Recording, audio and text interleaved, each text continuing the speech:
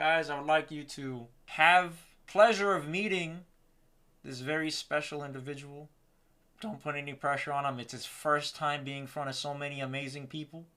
With that being said, I would like to introduce to you guys the one and only Professorino!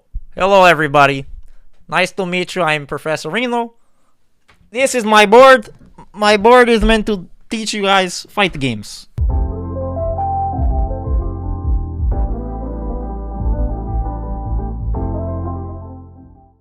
Fight games, yes. Okay. So today's lesson, as you guys can see, it is going to be about the subject of E and E equals WC squared. Yes, you get inside joke? Haha. So, that is the subject. Welcome to Mastery Mondays. Oh, why did Zach do this? I tell him don't do this. It's not fun. Okay. Today, I am Professorino and I'm going to teach you guys how to evade and engage. That is what the E and E stands for, okay? Couple things. I need to make sure that my teaching makes sense in my head. So I got to put on my nice little gloves. And then I need to also use this contraption to make my English much better. Because I have strong accent, so I sound like my uncle in Fogu.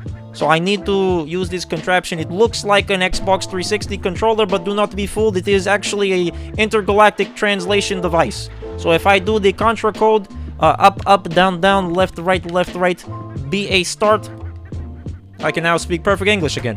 Thank you guys for coming through. You know, Zaf wants me to hook you guys up, help you guys level up. He did ask that I do one thing, just for the sake of the stream, because he said he wanted it to feel like he was here. Alright, so I decided, okay, I'd agree with it. It's kind of weird. I don't really do this in my home. Okay, I think I like that. Alright, let us begin, chat. So let us Harlem Shake that way over to our handy dandy Street Fighter screen. Actually, we're not going to use this one. We're going to use this one. Because this one, I can write on my board and you guys can see it. Okay? So, today, guys, we will be learning about E and E. What is that? Well, you're about to find out. Let me get my handy dandy trusty arcade stick from my dear friend Zaf.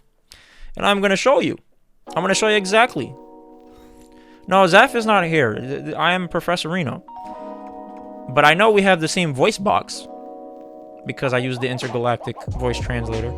The reason why Zaf asked me, Professorino, to teach and convey E and E MC squared to you guys is because he wanted you guys to understand how this will help you understand your opponent more than they understand themselves. Okay, I hope you guys are taking out your pens and your papers and your notepads and all that jazz, okay? What is E and E? And evading. Why is this important? I'll tell you why it's important.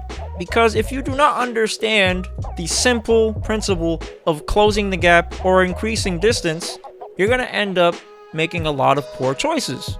So engaging the enemy is as simple moving forward. Whenever I close the gap, I am engaging. So I am closing the distance between me and my opponent.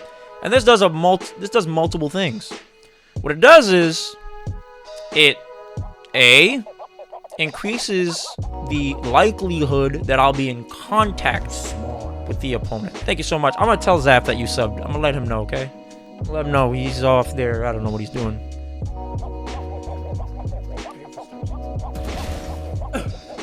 Engaging. Moving forward, okay? Move forward. You're engaging your enemy. You're engaging them, you're closing the gap. When you close the gap, what does this do? What this does is it increases the likelihood of you being able to make contact with your opponent. If I am far away, right, and I'm doing all of this, none of this is going to hit. So what I have to now rely on are attacks that will travel and get to you. The thing about things that travel is it takes a long time to get to you, and the longer it takes for an object to make it to my opponent, in this case, the longer it takes for my projectile to reach Cammy, she'll be able to visually confirm what the hell is going on. And that's not a good thing, obviously, right? She'll just be able to look at the screen and say, hey, I see what's going on here. It's a fireball. And now she'll easily be able to just choose the right course of action because she can see clearly with all this time between us, this distance that has to be traveled. It's a fireball. So she's not going to panic, okay? When you move up closer, you don't have to rely on these slow telegraphed moves. You can connect with much faster attacks, okay? And these faster attacks are able to convert into significant opportunities like knockdowns or corner push, building meter, damage, stun, V-trigger buildup, right? So that way you can increase your leverage by having access to more V-meter, okay? So this is important. This is the most important thing, in my opinion, to master in any fighting game, is learning how to engage. So the way you would understand this, it's not just moving forward, all right? It is also dashing forward, right? So if I dash, that is a forward movement, okay? But it's not just that.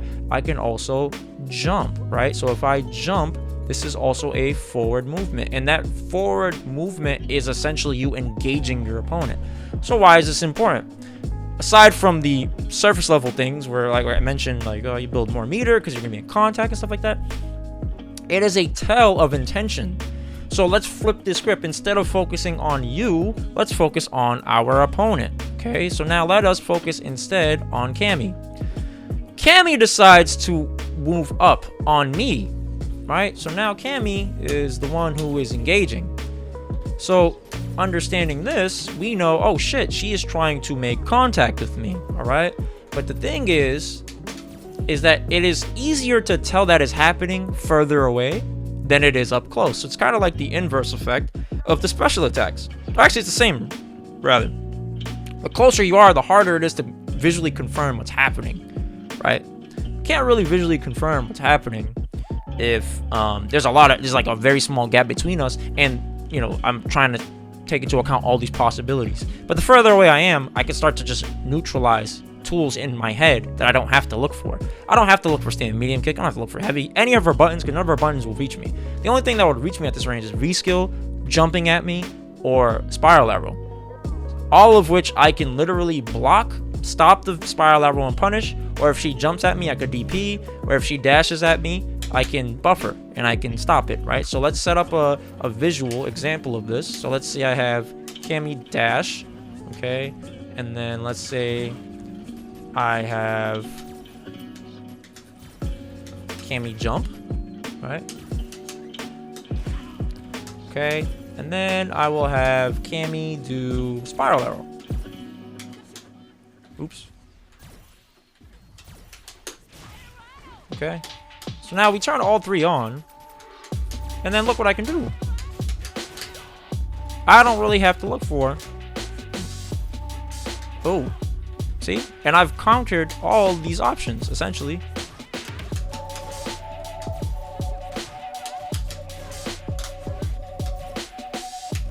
Okay.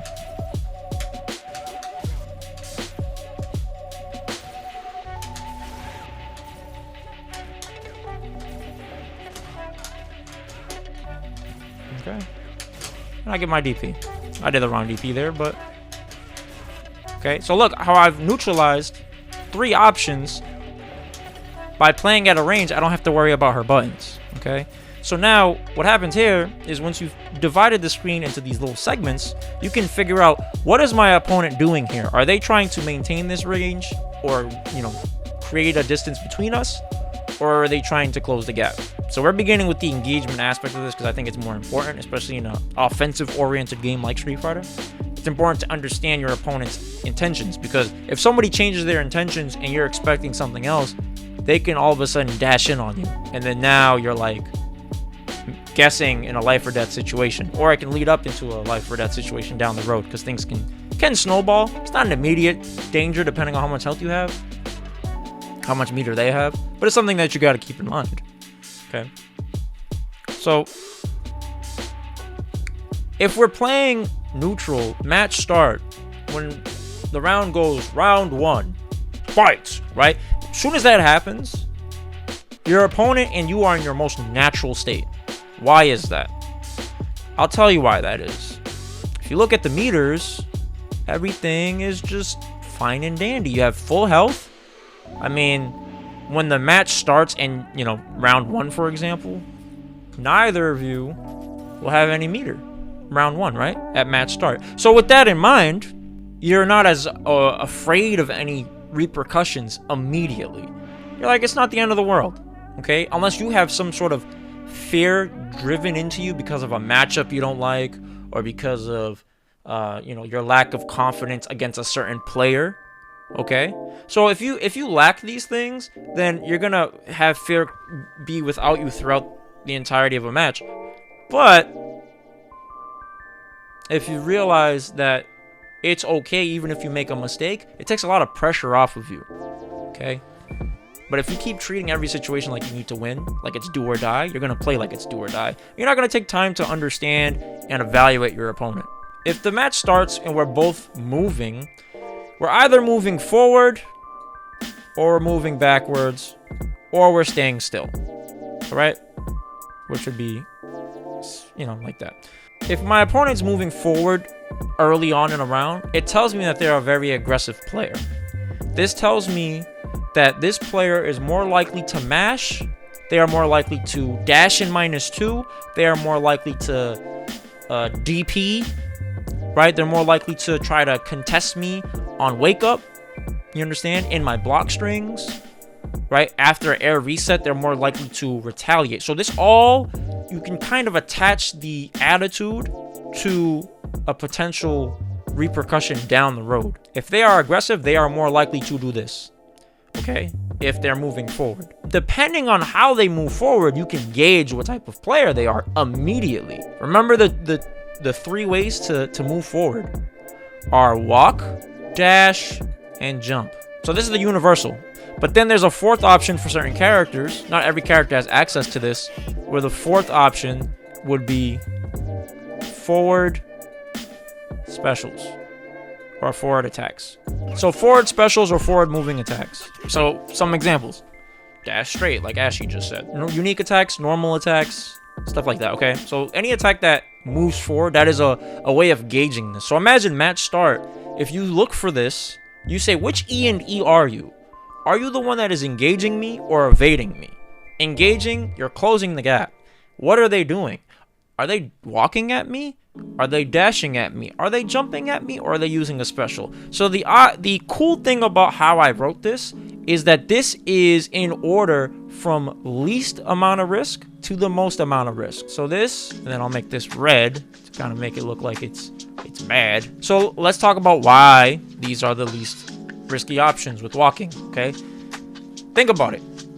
If you're playing somebody that's engaging, if he dashes, you still have the option to cancel your movement, which is walking, into block, into button, into special, into backdash, into jump. You still have the option to counter. If they evade, if they are defensive and you move forward, guess what? You can cancel into block still. So you can counter both styles simultaneously by doing that. They would have to hit you with something that's fast enough to reach your face. You know what I'm saying? Like an EX dash punch or something like that, right? But then you don't really have to worry about that if they don't have the meter, because then they're going to have to resort to slower attacks, okay? Which will probably be more punishable if you walk up and block early enough, okay? So let's talk about dash. Dash, very fast, okay? If you get hit, not the end of the world. If you dash up, depending on the character, you might be in immediate range of a poke of your opponents, but you won't be in throw range. Most characters, you won't be in throw range at all. So it's not the end of the world if you dash up, right? If you dash up, they delay tech throw you. They can't back throw you in the corner.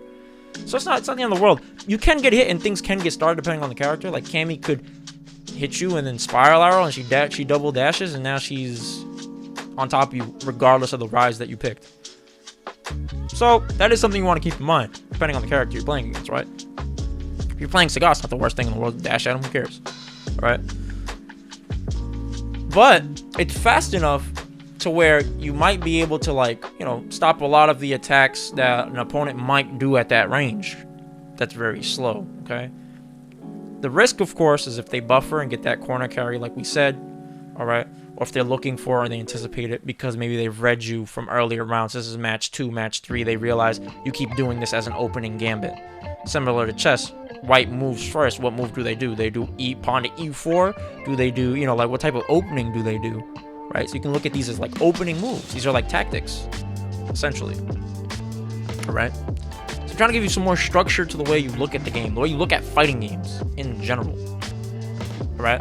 So, jumping, very risky. Why is this risky? Because, for one, you cannot block once you've jumped. Like dashing, but the thing about dashing is, dashes in this game on average are like 18 frames. So, if your opponent doesn't commit, you know, even if they try to react, sometimes they don't react on time, right? But something like a jump in, it's a lot easier to react to because it's more telegraphed. It's more telegraphed, easier to react to, and you can get a pretty good Oki situation off of it for certain characters. Or you can get started like with like your zoning, like if you're Sagat, you can kind of zone, you know, if they back roll or whatever, right? So but the thing is, the reward is very significant because if your opponent decides to do something that's very risky, right? It's risk driven, but there's a great reward on what they're doing, but the risk is just outrageous, then you can get a jump in. So what would that be against? Like a fireball at match start, which is why I tell you guys don't throw the fireball at match start. Or not me, Zaf tells you that. But he tells me so much, I think it's him that's saying it through me. I think that's what it is. But fireball match start, no bueno. Because the reward doesn't make sense. Okay? If you fireball somebody, it's not like you're gonna get anything really started. Okay, like they block, they take whatever chip, it's not the end of the world. Alright? So, knowing this, we go to the next thing. So we have forward specials, okay? Forward specials, forward attacks. These things can get whiff punished pretty easily if you're looking for it. So depending on the attack, on the button, it will be maybe riskier than a dash, but not as risky as a jump. So it can kind of interchange. It can be between the third and fourth slot. Okay, so maybe jumping will be more risky than Cammy whiffing forward heavy kick. Right? Something like that. All right, because the total animation might be a lot slower for a jump in comparison. All right, so with these, if your opponent is also engaging you simultaneously, it can create a scramble situation. So if you've ever wondered, why do I keep ending up in these scrambles? It's probably because you and your opponent are both engaging at the same time, but you're not aware of it. You understand? So match start, this is one of the ways to figure out your opponent's natural playstyle. Does he naturally move forward? Because then it's going to be indicative of a player that is aggressive. Okay? It's a player that's going to resort to a lot of thuggery and trying to win on some bullshit. So you got to be ready for it.